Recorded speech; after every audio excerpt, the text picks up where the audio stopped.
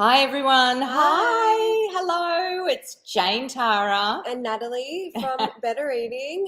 What are you reading? Yeah, our Thursday. So we're both actually going. Are we going to be able to speak today? I think it's like one of those limping to the end of the week days, weeks. End of the year. End of the year. God, can you Yeah. believe it? It's nearly gone. You're not meant to think like that. No. Us oldies are meant to go, can you believe how fast this year has gone? But you're meant to not be feeling that yet. I think I'm mentally 90 years old. So Yeah. I'm in the same boat. Anyway, let us know how you're going, what you're reading. You know how this works. Let us know if you're new here and you don't know how it works. And, we'll see who's popping up to say hi. Gorgeous day in Sydney. Let us know where you are as well. I think we might just start with hi, Sharon. Hi. We might start with the top 50 kids. And I know we've talked about it before, but for anyone who doesn't know, our top 50 kids has been released. The top 50 books that voted by you. And of course, Craig, Sylvie, and Runt at number one. Now, what's amazing about this is Craig is also number one with Honeybee on the annual top 100 list. He was on What Are You Reading last week, so go and check that out. And it's sitting on Facebook. You can just look in the videos there. And, and I've seen him popping up on comments here all week.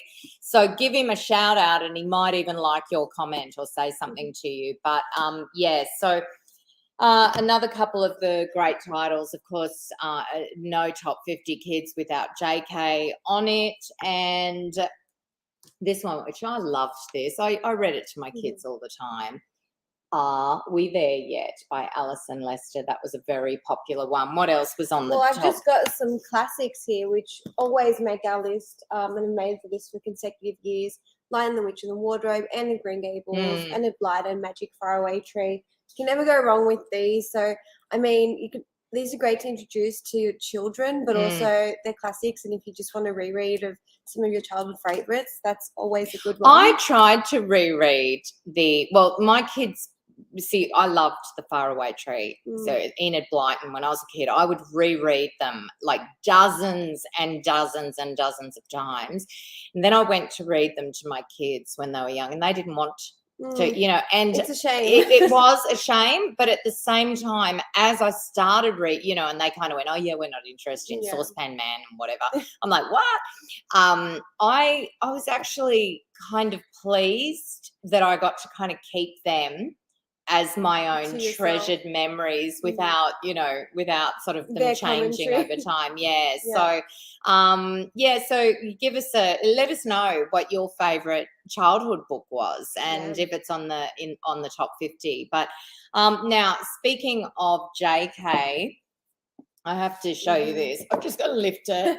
You need a chiropractor.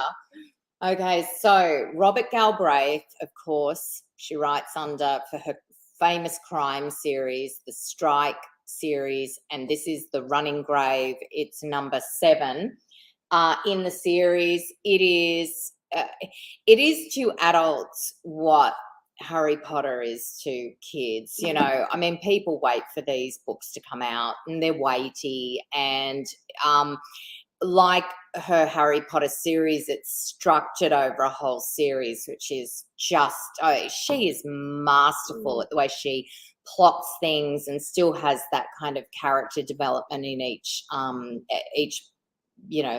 book that comes out. But you will, for anyone who hasn't read this yet and is a fan of the series, it is great. It's great. I got through it. And it also does move Robin and Strike forward to it's in because no spoilers. There is and there are no spoilers there. Never. But I feel like those characters really develop in this book, and it's going to set it up for a really interesting book 8. So tell us if you've got your copy yet. Yvonne says my favourites were all Enid Blyton books. Yeah, same, Yvonne. And I loved The Naughtiest Girl at School, and I used to try to be just like her. just in case my mother's watching. Jodie Ripper, Shelley Burr. She was in recently, actually. So I think we have did we do a, what are you reading with Shelley, or was it a podcast? I think definitely a podcast yeah, that's out. now. Yeah. Jill, about to start the Lighthouse Bookshop. By Sharon Gosling. Meredith, The Running Grave could prove dangerous for me. Such a big book falling onto my face when I doze off. Yeah, definitely. Maybe you need one of those little nightstands or something to hold it there, or sit up so you fall forward with it. Wendy says, I'm reading You Called an Ambulance for What by Tim Booth. That's a really, that sounds really interesting. I'm going to Google that after. Also, The Tea Ladies by Amanda Hampson and Fiona McCullum. So all good titles there. Kaz just started Lioness by Emily Perkins. I didn't read that one, but it is actually still on my to be read when I'm not at work pile, because it got great reviews and everyone here loved it. Teresa just finished Wild Lavender by Belinda Alexandra. Really good read. All of her books are incredible. We love Belinda here. She's just a really great writer, great storyteller. What else? Christina, my favourite book as a child was The Magic Wishing Chair by Enid Blyton. I loved that chair so much. Did you read them? Yep. Oh, like sitting on that chair. Yes. Yeah. Oh, yeah, loved them. I'm hoping for like a grandchild at some stage, because both my sons are dyslexic, so they're not big readers, so I'm sort of hoping that, we'll get the reading somewhere along the line. Not that I want to be a grandmother anytime soon if they're watching. What have you got there? I've got 19 Steps by Millie Bobby Brown. So you might know her from Stranger Things, big actress. So this is about the 1943 Bethel Green Tube disaster, and it's inspired by Millie's grandmother, who was a survivor of that incident. And inspired by her family history. It's worthwhile to mention that this is ghostwritten by Kathleen McGurl and Millie Bobby Brown, and together they've done a fantastic job of putting this together. I haven't completely finished this one yet, but I'm almost there, and it's a really, really great read. So definitely check it out if you haven't. Yeah, and of course she's so popular that if you're actually looking to get, a younger person to read, it might be a good one to pop in their hands as well. And what else have you got? I've also got The Disappearance of Astrid Bricard. This is Natasha Lester's new book. Just fantastic. I love the cover. Isn't it beautiful? It's stunning. Yeah. And we've got some author videos of Natasha talking about this. We've got a few of them, so definitely go and watch those if you haven't.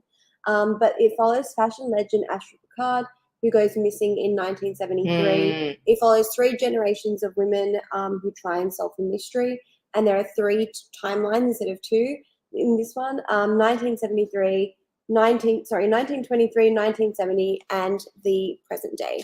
So great one to look out for. Our review is coming soon, but lots of content. And I've also been in touch with her publisher, and we're trying to set up an event with her. And so that will happen late October or early November. We're just working out dates.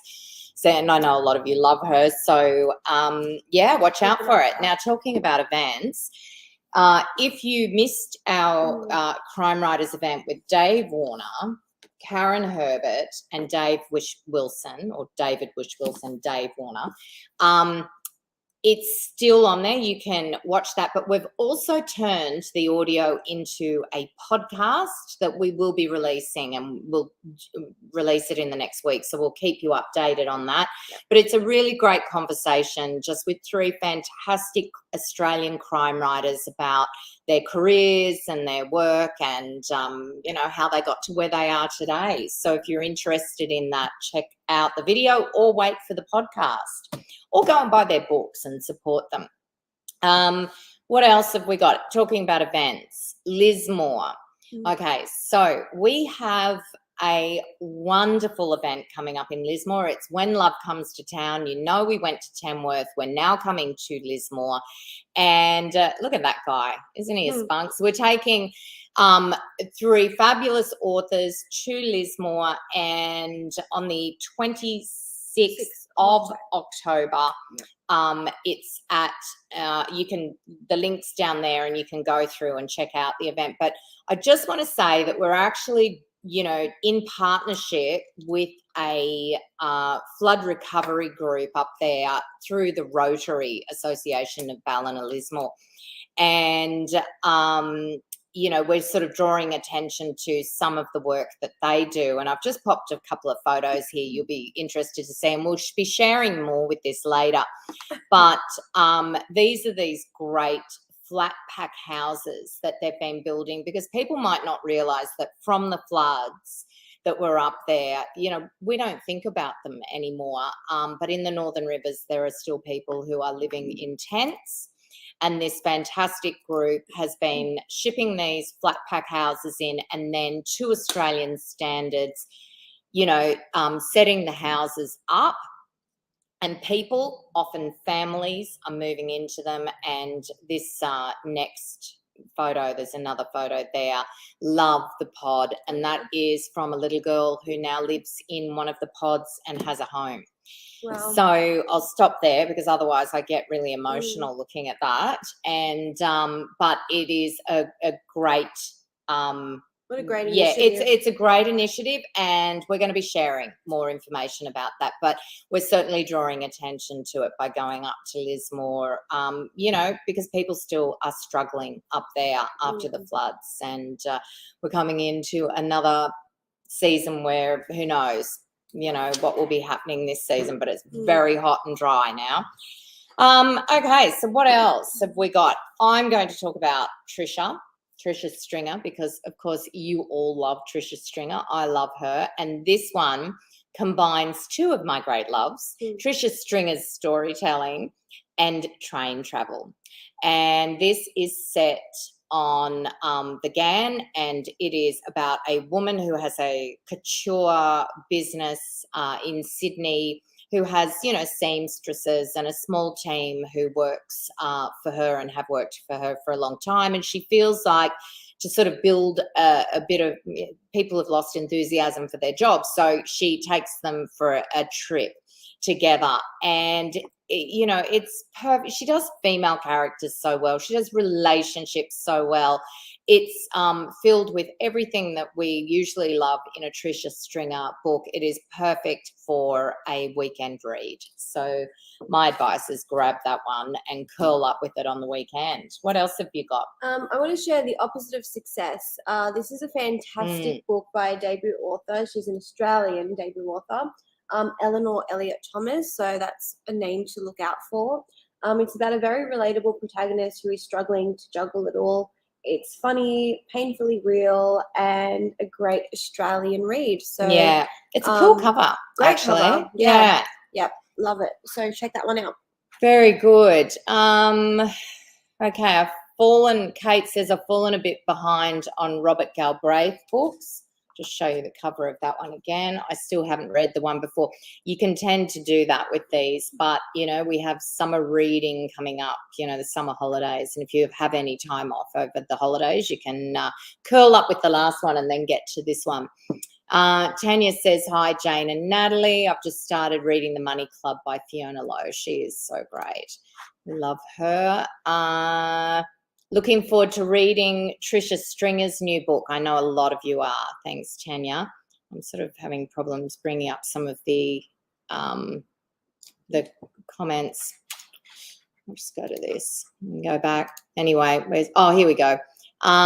Ross says, my favourite books as a child were the Three Investigators series. I don't know that. Do you know that one? I don't know that one. No, another thing for us to do. Do you know the one that Wendy is talking about over there? Oh, yeah. Harry McClary. Yeah, and Who Sank the Boat. Yeah, fantastic. And Kate says, I'm currently reading The Heart is a Star by Megan Rogers. Fabulous book. Storytellers by Lee Sales. Crushing by Genevieve Novak, and Would That Be Funny by Lauren Clark. I don't know how many, I was just about to say, how can you be reading so many at once? Tell us, Kate, do you read all of those in paperback? Do you do audio? I mean, I like to mix up my audio. I listen to nonfiction, and in particular my kind of B books, the health and wellness and stuff. And you know, I drive up to Avalon most weekends, and you know, it's an hour and a half each way or something in traffic, and I'm generally listening to something about neuroplasticity of the brain, or you know, whatever. So I enjoyed that. Actually, speaking of which, do we have a B podcast out this week? What did we have out? I don't know if we've got it out this week. Don't I think know, maybe but next anyway, week.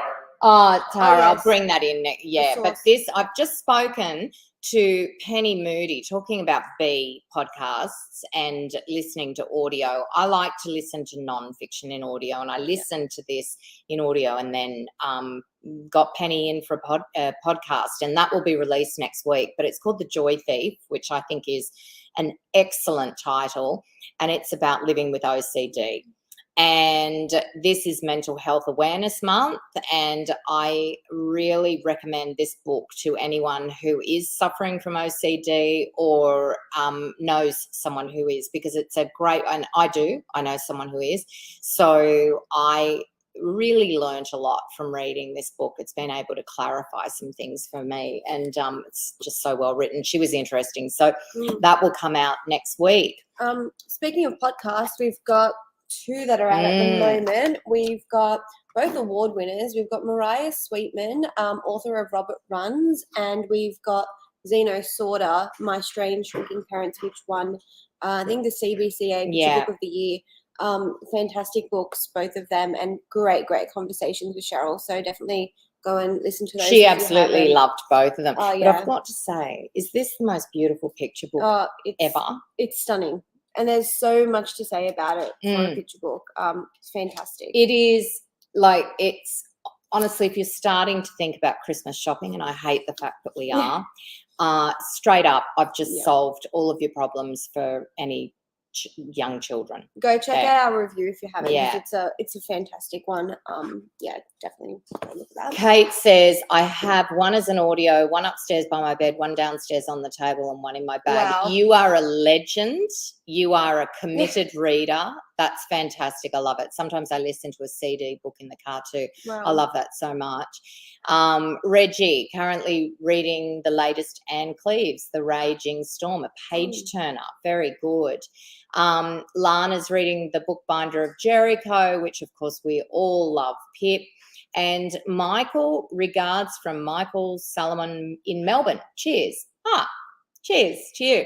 Thanks. And cheers to you all. I think we might finish it up there. Do we have any other books that we need to cover? No I think books, but a few things to maybe mention. Our merch is obviously always available, new mugs, notebooks, teas, all of that. But our white V-neck tees are 30% off, so definitely go and get those. And again, thinking of Christmas shopping coming up, any readers in your life, go and get that.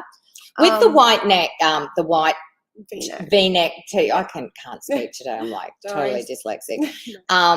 With them, they are shoe size or a little on the larger size. Yeah. I am a medium in everything that I wear, and in the white V-neck, I wear a small. So just so you know, for sizes, if you think you'd like one of those, that's yeah. So that's something to mention as well. But yeah, otherwise I think that's it. That's it? Yeah. Okay. All right. Well, it's, a gorgeous Sydney day out there. I hope it's lovely wherever you are. Thank you for taking time out and joining in What Are You Reading? And we will see you soon.